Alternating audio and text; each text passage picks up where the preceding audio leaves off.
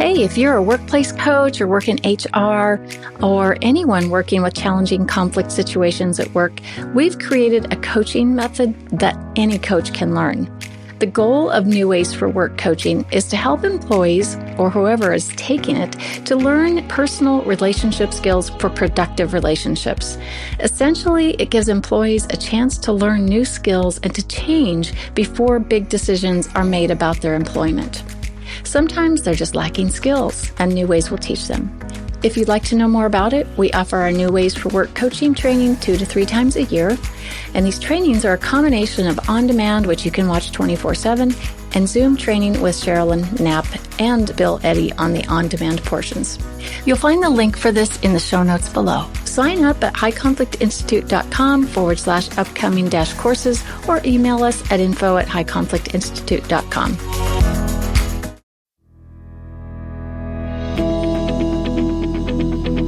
Welcome to It's All Your Fault on True Story FM, the one and only podcast dedicated to helping you identify and deal with the most challenging human interactions, those involving high conflict people. I'm Megan Hunter, and I'm here with my co-host, Bill Eddy. Hi, everybody. We are the co-founders of the High Conflict Institute, and we do a lot of training and consulting, coaching, and have developed a lot of educational programs and methods, all to do with high conflict. So we're happy you're with us today, listening in and watching, for those of you watching us on YouTube. Today, we're going to take listener questions again. We took some last week, and I thought they were really, really great. And we have a few more today, Bill, and we'll try to get through them kind of quickly, but also very thoroughly at the same time.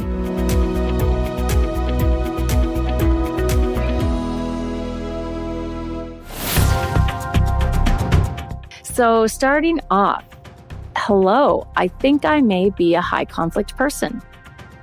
I'm diagnosed autistic and ADHD, which might partially explain it. I have very poor emotional management skills. I'm impulsive and reactive, and I struggle to allow partners to leave me. I'm already on psychotherapy, but what can I do to improve my relations? So there we have it, Bill. That's really interesting. Somebody really holding up that mirror and kind of developing self-awareness and wondering what to do. I think that's terrific. And the big thing we find, in a way that separates the roughly 10% of people with high conflict personalities from other people in terms of thinking, is a lack of self-awareness. So if you're developing that self-awareness, that's really a big step on the road to having happier relationships and more self-control. And I want to just emphasize, we talk about high conflict people, high conflict personalities. The question isn't, lesser people or anything like that. It's they have a different operating system. And part of it's lacking that self-awareness piece. So developing self-awareness, one of the big steps. And just really want to congratulate you for that. The main thing I would say, of course, is have a therapist, work with someone, find out if medications may help take the edge off some of the impulsive behaviors and things like that. What we have to offer are a set of basically conflict management skills. So I would say practice our BIFF method, brief, informative, friendly, and firm, for writing emails. And that actually will help kind of orient your thinking more towards a more managed, more moderate way of interacting with people. Also, our ear statements is being able to tell people that you have some empathy for them. You see someone in pain, you can kind of reach out to them and say, I have some empathy for you. And if someone's upset with you, is being able to kind of, take a deep breath and then try to look at things from their point of view, but also look at expressing your point of view in matter-of-fact terms. What I feel, what I want will help you. So those two skills particularly helpful. A third we have is making proposals. And you can say, well, I don't know what to do here, but I would propose that we do such and such. Would you agree with that or have questions about it? So our main teaching are these skills, these tools for helping people actually get along. But we don't give mental health advice or training. That's something to do with a mental health counselor. And it sounds like you're already working on that. So good for you. Yeah, definitely. A counselor can help, I guess, help so much with learning about emotion management skills. And like you said, Bill, just using BIFF and EAR and proposals, those are skills. And it gives you something to do that's proactive in place of being highly emotional, right? So it's good to replace some of these things. And I think we don't think of it in that way often. We just think of, I've got to use a skill, but it's really, you're replacing something else. So if we're working on using a skill, we're using the thinking part of our brain more, instead of being stuck in that reactive part. So win-win. All right, next question. Could you provide a good resource on how to mediate with a sociopath when children are involved? I've been to court and the judge recommends trying mediation. My ex refuses most requests and will not provide financial disclosures of our two businesses, although it was requested 3 times by the court. So the question here, Bill, is, in their words, how to mediate with a sociopath when children are involved. And I'm quite sure you're probably going to have some thoughts on that, even how to phrase that and how to think of it. Right. Well, 2 main categories of answer. One is you can try mediation. Don't have really high expectations with someone who's a sociopath. Sociopath, antisocial personality disorder, pretty much equivalent terms. People that lie a lot, people that don't carry responsibility a lot, a lack of remorse, all of that. So it's kind of a personality that's kind of built around being an adversary rather than someone to really cooperate with. But especially if you're court ordered to do mediation, do a session or 2, see what you can get from that. But in that, think about it in very concrete terms. What I'll do, what I want you to do. Don't necessarily get real deep into the whys, focus on proposals. What do you mean about the whys? Don't get into the whys. So why do you want that? Or why won't you do this? Why don't you agree to something or other? And I see that people say with other high conflict people, they say, well, why can't you agree to such and such?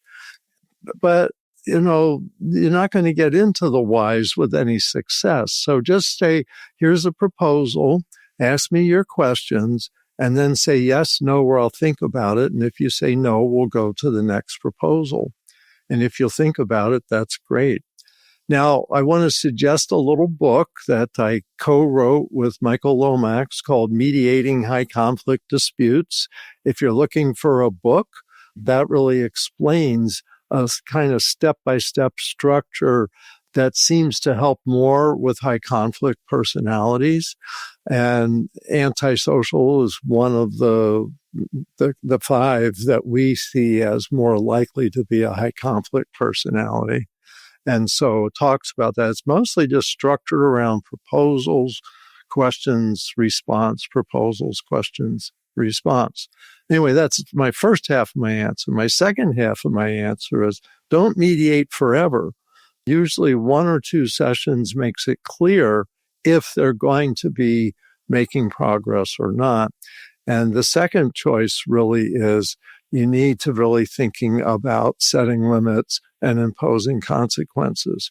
And if they won't provide financial information, then, use the courts, talk to your lawyer about what consequences are there.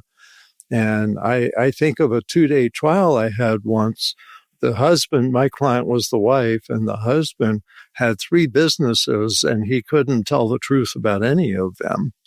And the judge at the end of the trial basically awarded all the decisions went in favor of my client because the guy was an sociopath probably. I didn't meet him. I didn't do a diagnostic inventory, but his behavior fit what we often talk about as sociopathic.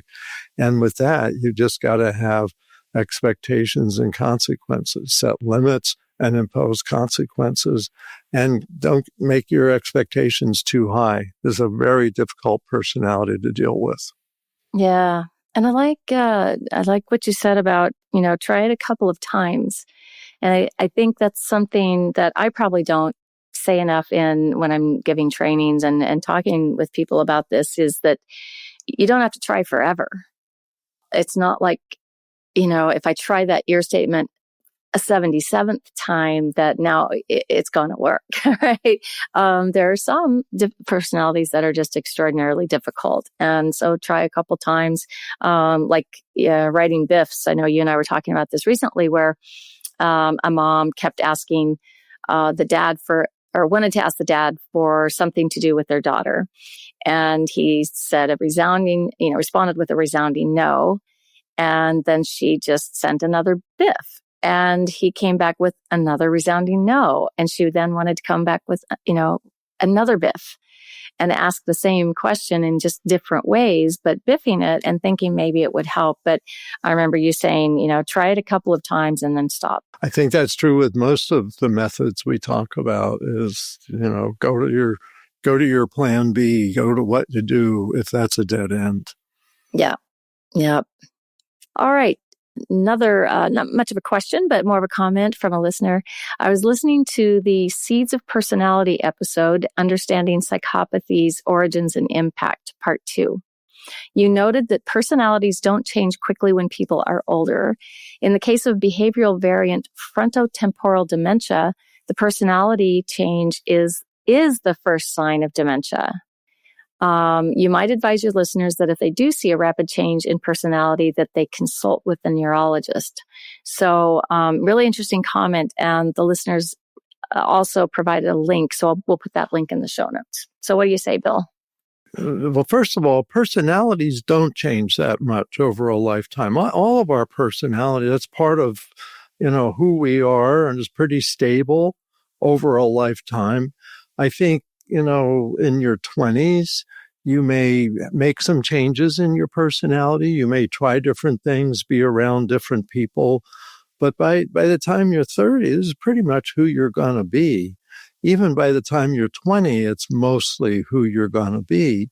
And so if you see someone's personality changing dramatically, really at any age, but especially at older age, is get a medical checkup, have them checked out, because it could be. I had a friend of mine had a tumor the size of a golf ball in her head, right near her ear. It didn't really change her personality, but it knocked out her hearing, and she was just kind of ignoring some strange things, but her husband said, "Hey, you need to get checked." And thank goodness he did, because if it had grown much more, fortunately it wasn't malignant. If it had grown much more, it could have done some real damage. So if you see a big change, check it out. Yeah. Yeah.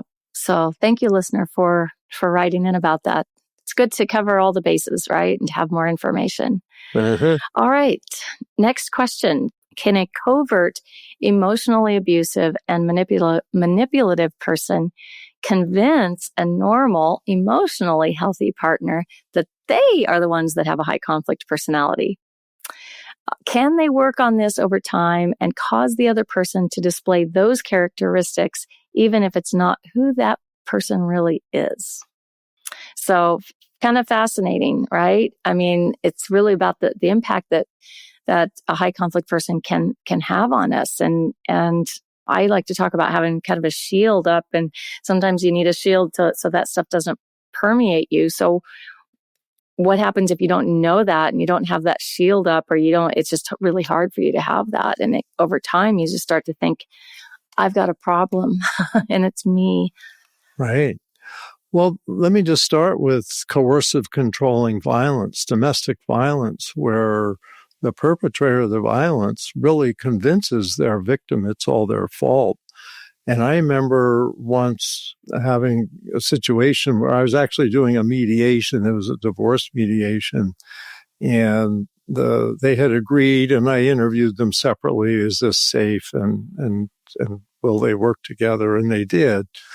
But at one point, the husband pulls out this crumpled up note, and it was from the wife that she'd written to him probably 5 years, 10 years earlier saying, I'm sorry I don't clean better. I'm sorry I don't cook better. I'm sorry all this. And I think she had been worn down. I'm sure she wrote that to try to calm him down, but she probably came to believe it. And that's one thing that happens in my book, Our New World of Adult Bullies. I give the example of a singer-songwriter from the UK who got into an abusive relationship with another artist in Los Angeles. And over the course of a year, she said she just was ground down. She was well-to-do, she was famous, and yet she became isolated. He told her she shouldn't look at men, if she had to look down at the restaurant if the waiter came by, all these things. At the end of the year, she was able to break free with the help of a therapist. And now she's suing the guy. She said, I wanted to go public because I want people to know if this can happen to me, it can happen to anybody. So I think that's that kind of coercive control where they take over your whole life step by step, that you think it's your fault. Now, do you think you're a high conflict person? Well, if an abusive person tells you that enough, you're probably going to believe that. But I want to shift over just to high conflict divorces. And what I see, it's not unusual, is one high conflict person, one who's not high conflict. But the not high conflict person starts to develop the behavior of the high conflict person in terms of yelling, in terms of making threats, in terms of more rigid positions, kind of mirroring the person with the more difficult behavior. And you see that in families, in the workplace, et cetera. So people do kind of mirror that behavior, even though that's not normal for them. And the thing is to help people get unstuck from that and not absorb that, and to be able to see that's not who they usually are. But if you're in a situation where you're absorbing the other person's behavior, that's one approach, is to become just as aggressive, but it's not as good as just asserting yourself with who you really are. And in most court cases, that will help you a lot. Yeah, I mean, becoming aggressive might land one of you in jail or both, yeah. Right? We've seen that quite a lot. And I think there's some people who, kind of take it, and they just get more ground down, and they're trying not to say anything, and they don't know what to say. They don't seem to have any support. I mean, we hear that a lot. I just didn't tell anyone because I thought no one would believe me, how terrible it was, how awful this relationship is. And over time, my self-esteem eroded, and then I finally snapped. And then there is a problem. And snapping is aggressive, and it's way outside their norm. So you have to pay attention to those things if you are acting outside of your own norm, whether it's up or down. It's cause for exploration, right? Yeah. So I'd suggest getting A New World of Adult Bullies, because that has like 60 examples, and mostly of people being able to stop the bully. And so you can see you're really not alone. This is something lots of people are going through. Yeah, for sure. Yeah, it's surprising to people when they find out they're not the only one. Mm-hmm. All right. And the final question today. I just finished listening to 5 Types of People Who Can Ruin Your Life, which for our listeners, that's one of Bill's more recent books. And I'm wondering about one thing in chapter 10, where the example scenario is a workplace issue. The suggestion is to seek out the ombudsman's office for assistance. This may have been a hypothetical situation, but there could be a hitch if the ombuds office is used in real situations. Are there industry standards for a business establishing and staffing an ombuds office? The reason I ask is that my employer's ombuds office was part of and funded by the risk management department. The ombuds office function was, first and foremost, to protect the business from exposure to risk, including employee complaints or litigation, by mitigating the issues in a counseling environment. So the question being, are there industry standards for a business establishing and staffing an ombuds office, and kind of the complications around that? Yeah, there are. And ombuds play a role. I see them most commonly with universities, government agencies, and some of the biggest businesses. I'd say majority of companies don't have an ombuds, but a significant minority do, maybe 25%, something 30%. And their job is kind of to be neutral, to facilitate resolution of conflicts.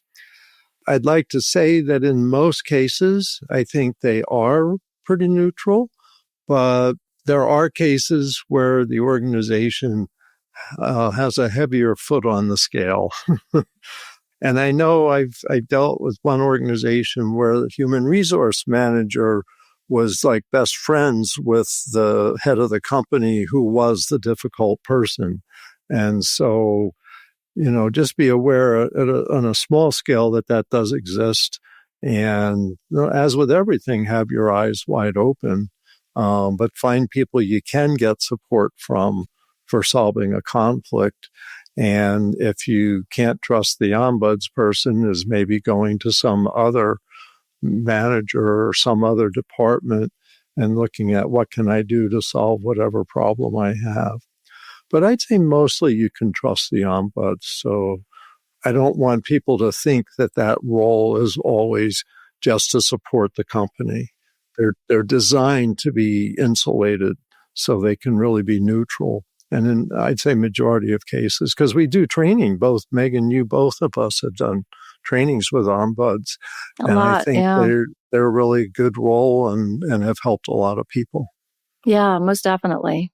And I think a lot of, they handle a lot of high conflict complaints because, the high conflict brain wants to seek out decision makers and authorities to agree with them that, an agency is all bad or an employer is all bad or something. So it's really, I think, been helpful for them to have our training so they can address things in the right way. I don't, the best way possible, probably. At least we think so. So, well, good. Thank you, Bill. And thank you again, listeners, for sending in those questions.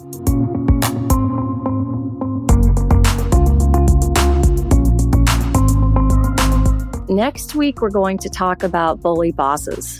We've been getting a lot of feedback about this. And as you and I both know, Bill, the number one search term on our website for a long time has been managing my, narcissistic boss. So I don't think anything's changed. So since you wrote the book, Our New World of Adult Bullies, I think that's a very appropriate topic. So we'll be talking about that. In the meantime, send your questions to podcast@highconflictinstitute.com or submit them to highconflictinstitute.com/podcast. Until next time, keep learning and practicing and be kind to yourself and others while we try to keep the conflict small and find the missing piece. It's All Your Fault is a production of True Story FM. Engineering by Andy Nelson. Music by Wolf Samuels, John Coggins, and Ziv Moran.